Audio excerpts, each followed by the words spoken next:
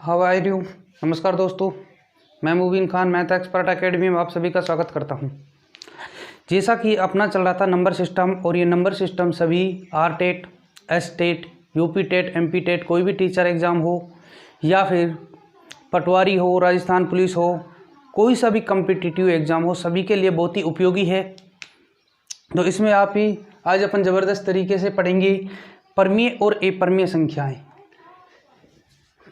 दो संख्या पढ़ेंगे और नंबर सिस्टम में अपने चल रहे थे संख्याओं के प्रकार। तो अपन ने प्राकृत संख्या, पूर्ण संख्या, अभाज्य संख्या और पूर्णांक पढ़ लिए थे, सम और विषम। आज अपन देखेंगे परमीय और अपरमीय संख्याएं। परमीय और अपरमीय संख्याओं में सबसे पहले अपन देखेंगे परमीय संख्या। परमीय संख्या पहले देखेंगे अपन कौन सी संख्या? परमीय संख्या। परमीय संख्या में अपन देखेंगे कि वे संख्या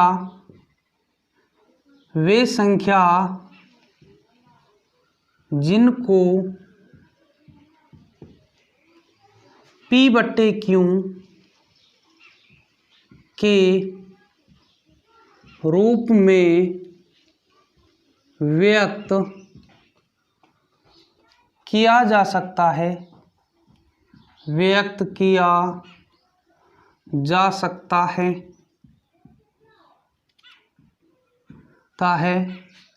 परमीय संख्या कहलाती है। परमीय संख्या कहलाती हैं वे संख्या जिनको P/Q के रूप में व्यक्त किया जा सकता है, परमीय संख्या कहलाती हैं। वे क्या कहलाती हैं? परमीय संख्या कहलाती हैं जहां PQ पूर्णांक है। जहां PQ क्या है? पूर्णांक है तथा Q ≠ 0। अर्थात वे संख्याएं जिनको P/Q के रूप में व्यक्त किया जा सकता है, परमीय संख्या कहलाती हैं। जैसे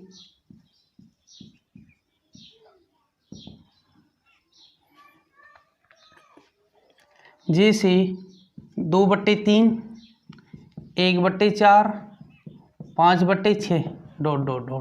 इत्यादि। कि ये संख्या जिनको P/Q के रूप में व्यक्त किया जा सकता है, परमीय संख्या कहलाती हैं। और साथ के साथ अपन बात कर लेते हैं, इसमें कुछ पॉइंट हैं कि परमीय संख्याओं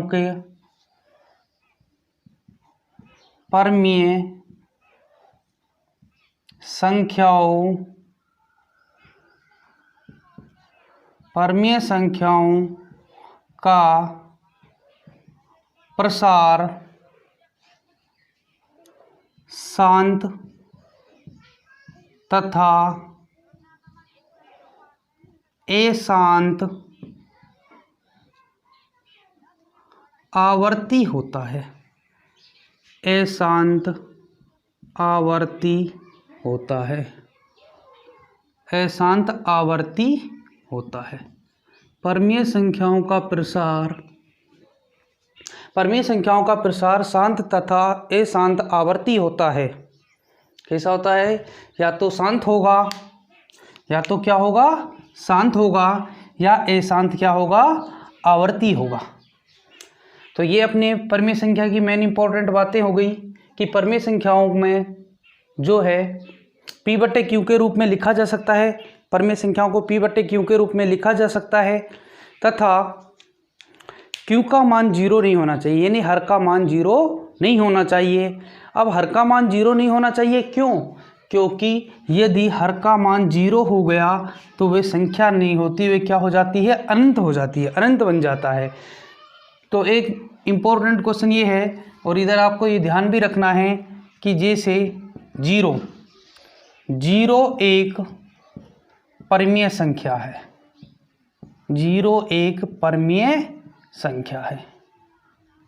जीरो कैसी संख्या है? परमीय संख्या है। जीरो एक परमीय संख्या है। अब आती है दूसरी अपरिमेय संख्या। कौन सी? अपरिमेय संख्या। अपरिमेय संख्या। अपरिमेय संख्या। अपरिमेय संख्या की परिभाषा लिखेंगे, वे संख्या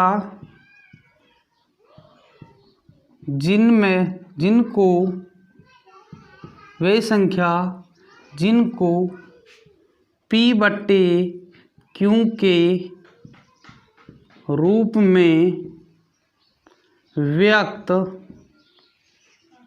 नहीं किया जा सकता,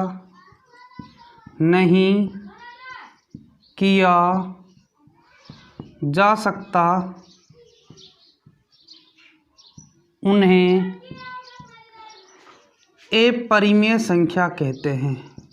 उन्हें अपरिमेय संख्या कहते हैं। उन्हें अपरिमेय संख्या कहते हैं। जैसे √2, √3, √5, पाई डॉट इत्यादि कि वे संख्या जिनको P बट्टे Q के रूप में व्यक्त नहीं किया जा सकता उन्हें अपरिमेय संख्या कहते हैं। जिनको P बट्टे Q के रूप में व्यक्त किया जाएगा उन्हें क्या कहेंगे? परिमेय।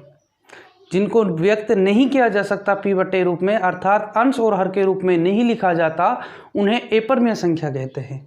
उनको क्या कहेंगे?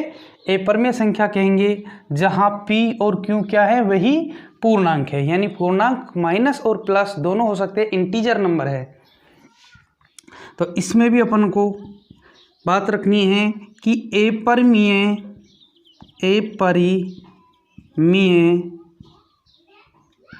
संख्याओं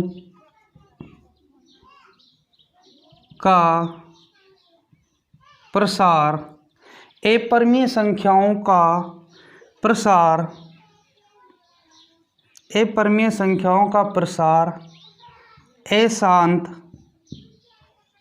अनावर्ती होता है।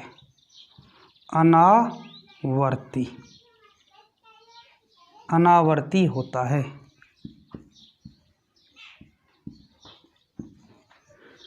अपरिमेय संख्याओं का जो प्रसार है, अपरिमेय संख्याओं का प्रसार अशांत अनावर्ती होता है।